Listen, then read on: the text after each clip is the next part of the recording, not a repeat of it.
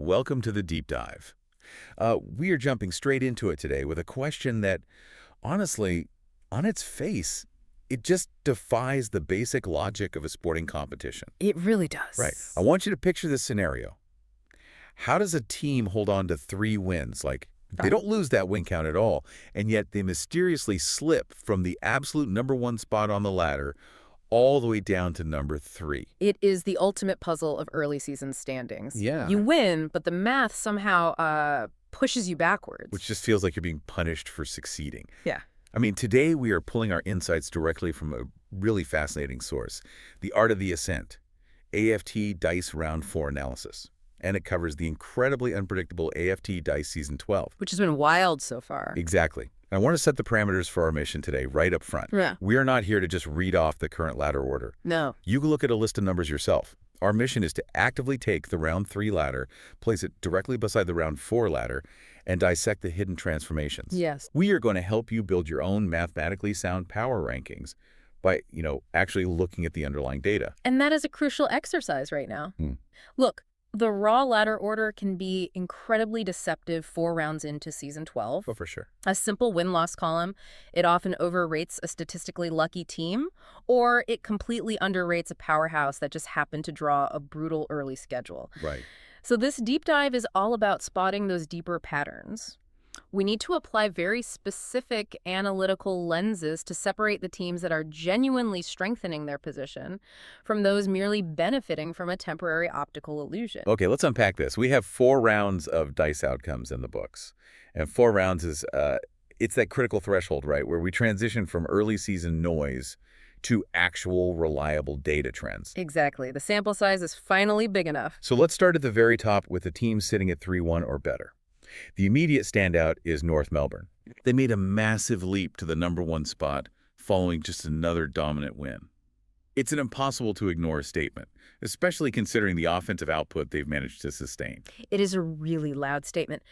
But I actually find the contrast right beneath them far more interesting. Oh, okay, how so? Well, while North Melbourne made that massive attention-grabbing leap built on high scoring, you have the quiet, almost methodical resilience of the West Coast Eagles. Yes. They have stealthily climbed into the #2 spot after consecutive victories.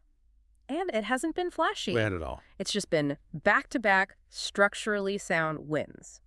Which brings up an essential question for you to consider as you build your own rankings. Does this steady climb by the West Coast Eagles indicate that structural consistency is finally beginning to separate the elite from the high-variance teams? That's a great point. And I think we have to look at the teams they jumped over to really answer that. Right. Because right next to those climbers, we have the slipping undefeateds. And this goes back to the riddle I posed at the start. The 3-1 illusion. Yeah. You have teams that fell from a perfect 3-0 record down to 3-1. The Adelaide Crows are the prime example here. Definitely. They were sitting at #1, and despite staying at 3 wins, they just added a loss. They slipped to #3. And joining them in that slip is Richmond. And this is where we have to look far beyond the simple fact of the loss itself. Exactly. We really have to break down the specific context of what happened to Adelaide and Richmond in round 4. Was it a close defeat where the late-game dice rolls just didn't favor them? Or was it a heavy structural breakdown? Huge difference. Huge. And furthermore, where did it happen? Because dropping a game at home where you are mathematically favored is fundamentally different from dropping an away game in hostile territory. Yeah. How does the specific nature of those losses change how seriously we should view the setback? I hear that, but let me push back a little on penalizing Richmond too heavily for this drop. Okay, go ahead. If you look at their specific run, their previous 3 wins came against highly rated opposition. So even though they slipped from 3-0 to 3-1, that early season resume is still incredibly strong. They lost an away game. They didn't suddenly become a mid-tier team overnight just because the ladder algorithm shuffles them down after a single round 4 loss. That is a fair counterpoint. You can't let a single round 4 loss erase the hard data we gathered from the first 3 rounds. Exactly. If Richmond proved they possessed the tactical setup to beat strong opposition, That data point remains entirely valid. Your power rankings need to weigh the complete early season resume against the recent stumble, rather than just reacting to the latest result. But the stumble matters because of what's happening directly beneath them on the ladder. The logjam. Yes, the logjam. Yeah. As those undefeated teams slipped back to 3-1, they crashed headfirst into this massive group of teams rising up to meet them. It is crowded. It's incredibly crowded. We have an enormous group of 8 sides that improved their record from 2-1 to 3-1.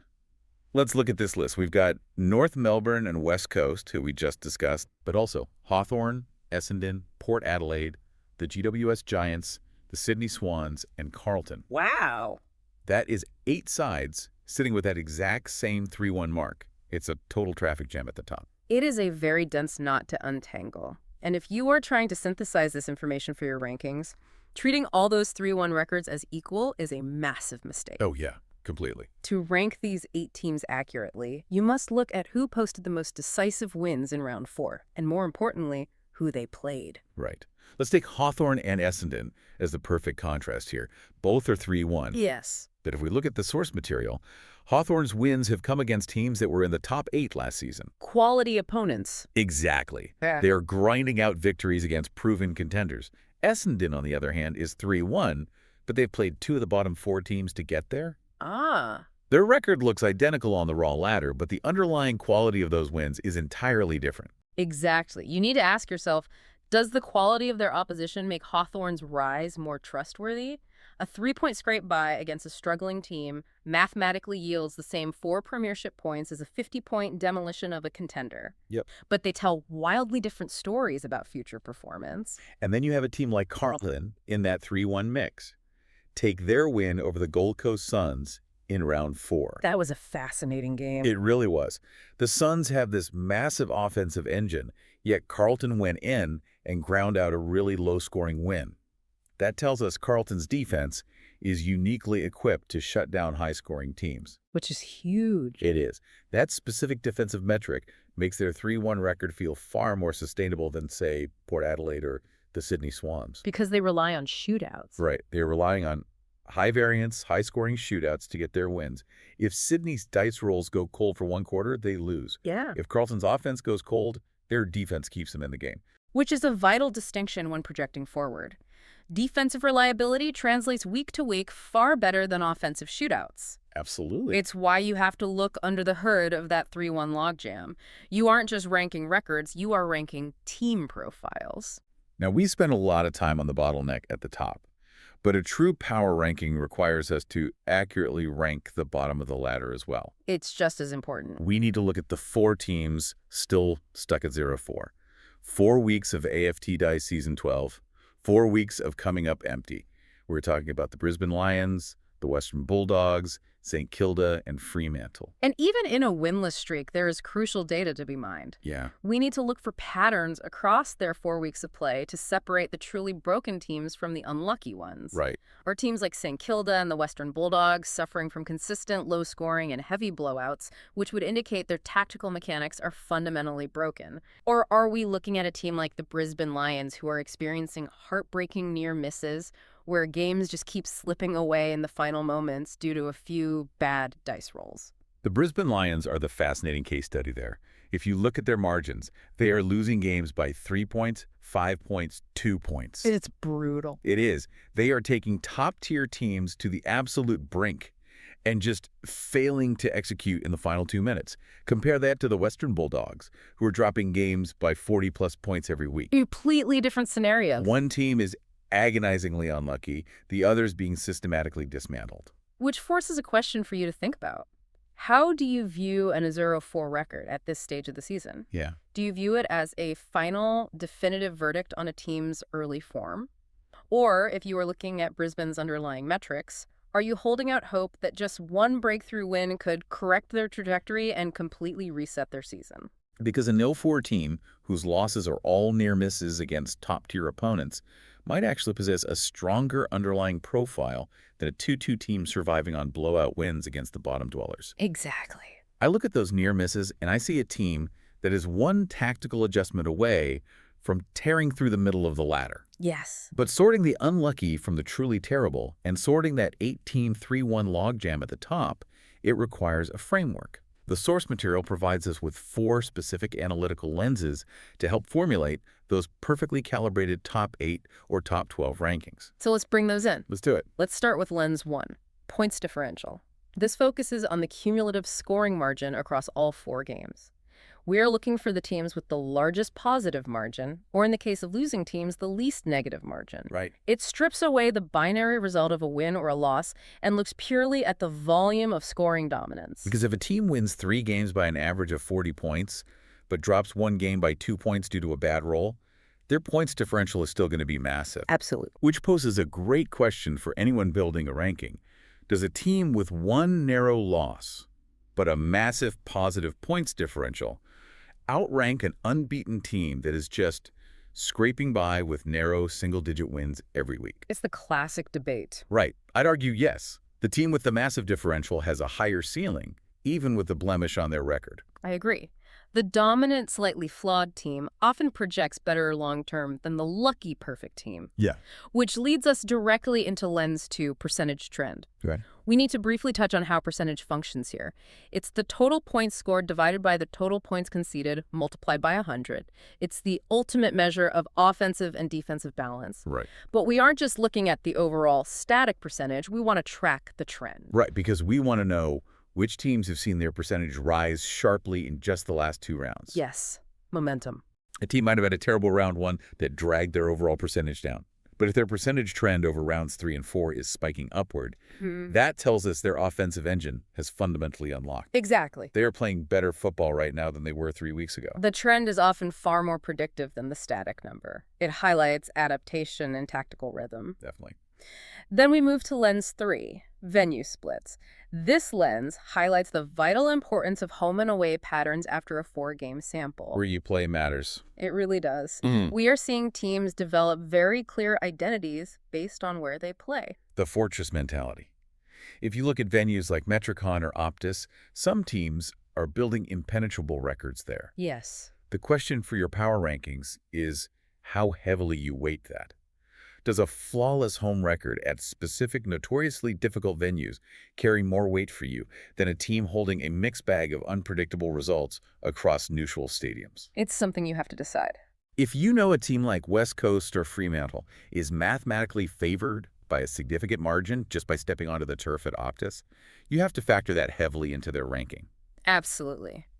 Venue dominance provides a reliable baseline of expected wins. Which brings us to lens 4. It's referred to in the source material as the local lens, but it serves as a fascinating, complex case study on the Gold Coast Suns. Oh man, the Suns. The Suns are perhaps the most perplexing puzzle of round 4. They really are the team that breaks all the traditional models right now. Let's look at their raw numbers. They're sitting exactly at 2-2. Perfectly average on paper. Right. They've just suffered consecutive tight losses. They lost at home to Carlton, and then they went on the road and lost to Richmond.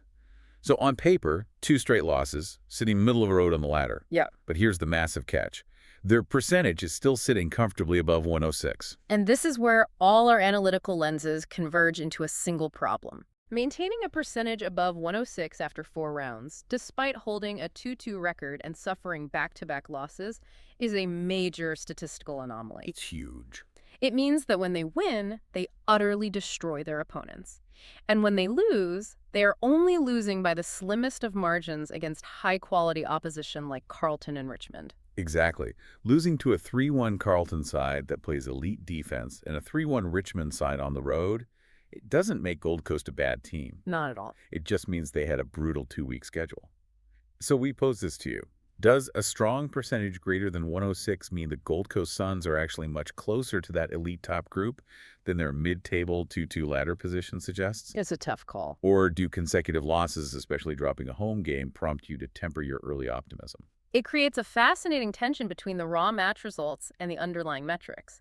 Your eyes see the 2 losses and the ladder position, and you worry about their form. But your statistical models look at the 106 percentage, the strength of schedule against Carlton and Richmond, and say the math indicates they are actually performing at an elite level. So what needs to happen in round 5 to reconcile that tension? Do the Suns just need a scrappy 4-point win to get back on track? Or do they need a massive blowout victory to prove that their high percentage isn't just a leftover artifact from an easy round 1 matchup? It will be the defining narrative of round 5 for that specific club. Definitely. If they secure a win against another top 8 side, the underlying math feels completely validated. The 106% was telling the truth all along. Right. But if they drop a third straight game, that high percentage suddenly looks like hollow numbers from early season blowouts that no longer reflect their current declining form. We've covered a massive amount of ground today. From North Melbourne's high-scoring leap to number 1, to West Coast's quiet, methodical climb. The climbers. We debated the true value of the slipping undefeateds, like Adelaide and Richmond, and we spent serious time unpacking that dense 8-team logjam of 3-1 teams. Contrasting Hawthorn's tough schedule with Essendon's favorable draw. And Carlton's offensive grit with Sydney's high-variance shootouts. We analyzed the heartbreak of the 0-4 squads, specifically how Brisbane's near misses separate them from the Western Bulldogs' blowouts. Yes. And we applied those 4 crucial lenses: points differential, percentage trend, venue splits at places like Optus and Metricon, and that incredibly tricky Gold Coast Suns anomaly. The overarching takeaway from the AFT Dice Season 12 analysis is that the latter, in its rawest form, is an illusion. It really is. You cannot evaluate a team's true strength without applying these structural and mathematical contexts. So now the work falls to you. Reflect on the sketch ordering you've been building in your mind as we've sifted through this data. Which team's movement surprised you the most between round 3 and round 4? Think about it. Which specific underlying metric, whether it was Carlton's defensive showing or Brisbane's unfortunate dice rolls, best explains that shift for you? And most importantly, as we look ahead, who are you watching most closely in round 5 to see if their underlying numbers hold up under pressure or completely collapse? As you finalize your rankings, I want to leave you with a final, lingering thought that builds on the analytical lenses we've explored today. Okay. We've discussed how a metric like percentage trend can reveal that a team is actually playing incredibly well despite suffering narrow consecutive losses.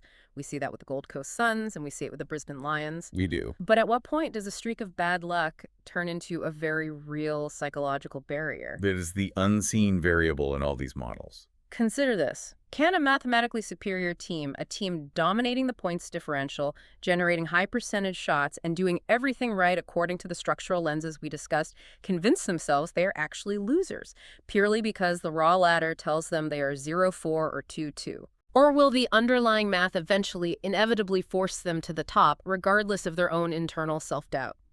It is the ultimate collision between the cold reality of the statistics and the complex psychology of the standings. Does the math eventually conquer the mind, or does the mind conquer the math? That is a brilliant thought to end on. Thank you so much for joining us on this deep dive. Keep looking beyond the raw numbers, keep refining those power rankings, and we will see you next time.